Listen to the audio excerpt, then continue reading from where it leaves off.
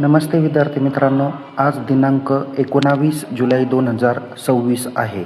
विद्यार्थी मित्रांनो, सावित्रीबाई फुले पुणे विद्यापीठाच्या समर एक्झाम 2026 या संपलेल्या आहे. परीक्षा संपून जवळजवळ 2 महिन्याचा कालावधी होत आलेला आहे, तरीसुद्धा अद्याप काही अभ्यासक्रमाचा निकाल जाहीर झाला नाही. यामध्ये first year BA 2025 pattern, SY BA 2024 pattern, SY BCom, SY BSc, SY BCS, SY BBA, BBM, तसेच BCA सायन्स, BBA CA अशा काही अन्य सेकंड इयरचे अभ्यासक्रम आहे. तसेच first year BBA, first year BBA IB, first year BBA CA, first year BBA किंवा BCA management 2025 pattern असेल. अशा विविध अभ्यासक्रमाच्या परीक्षा झालेल्या आहेत, त्यांचे मार्क अपलोडेड झालेले, तरी देखील आज 19 जुलै 2026 पर्यंत यांचा निकाल लागलेला नाही आहे. तसेच MCOMचे विद्यार्थी आहे, त्याचबरोबर MBAचे काही अभ्यासक्रमाचे विद्यार्थी आहे, MSCचे विद्यार्थी आहे, MSc कम्प्युटर सायन्सचे विद्यार्थी आहे, यांच्या देखील काही अभ्यासक्रमाचा निकाल अद्याप जाहीर झालेला नाही. PRN व्हॅलिडिटीचे ओव्हरचे विद्यार्थी आहे, त्या विद्यार्थ्यांच्या परीक्षा देखील एप्रिल महिन्यामध्ये झाले, त्यांचा देखील BA BCom BScचा निकाल लागलेला नाही आहे. BCSचा देखील PRN व्हॅलिडिटीचा निकाल लागलेला नाही आहे.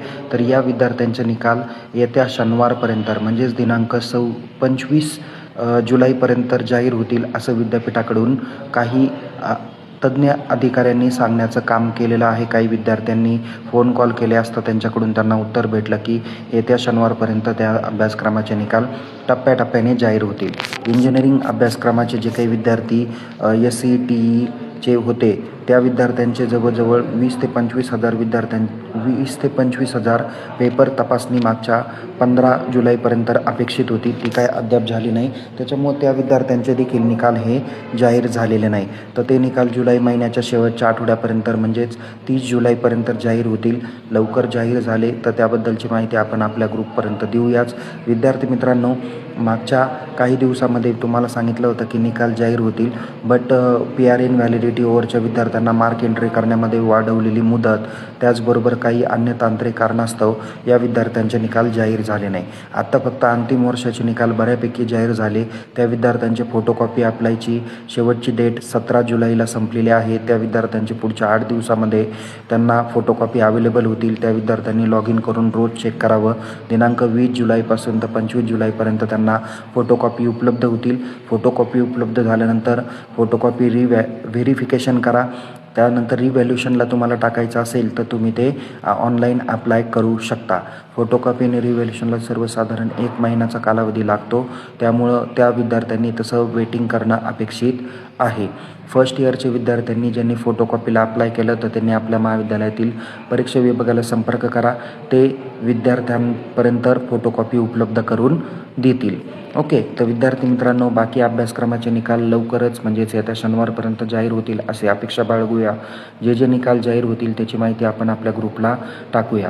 तर विद्यार्थी मित्रांनो, फर्स्ट इयरचे निकाल तर जाहीर झाले, त्यांनी सेकंड इयरला ॲडमिशन घ्या, लेक्चर्स कंटिन्यू करा, कारण पुढच्या पेपरसाठी जो काही कालावधी आहे तो कमी आहे.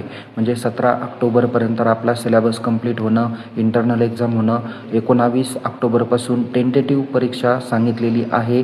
परीक्षेची तारीख 19 ऑक्टोबर 2026 आहे. त्यामुळं प्रथम वर्षाच्या विद्यार्थ्यांनी सेकंड इयरला प्रवेश घ्या. तसेच सेकंड इयरचा निकाल जाहीर झाला नाही म्हणून ते विद्यार्थी काय TYला प्रवेश घेत नाही आहे, पण लेक्चर्स तुम्ही अटेंड करण्याचा प्रयत्न करा. त्याचबरोबर TYचे ज्या विद्यार्थ्यांचे निकाल जाहीर झाले त्यांनी पुढे MA MCom MSc या अभ्यासक्रमाला देखील प्रवेश तुम्ही घेऊन टाका.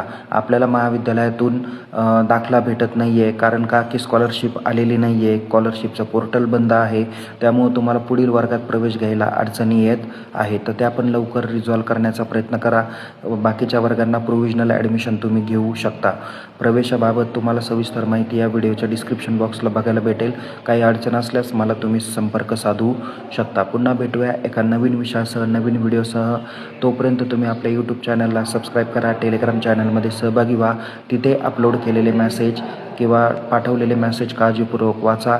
यूट्यूबच्या व्हिडिओज तुम्ही काळजीपूर्वक बघा, जेणेकरून तुम्हाला कोणत्याही पद्धतीचे डाऊट्स येणार नाही. आणि निश्चित तुम्ही टेलिग्राम, व्हॉट्सअप सगळे जे काही चॅनल आहे आपले त्याला जॉईन करा. निश्चित तुम्हाला त्याचा फायदा होईल. पुन्हा भेटूया एका नवीन विषयासह, नवीन व्हिडिओसह. तोपर्यंत टेक केअर. जय हिंद. धन्यवाद.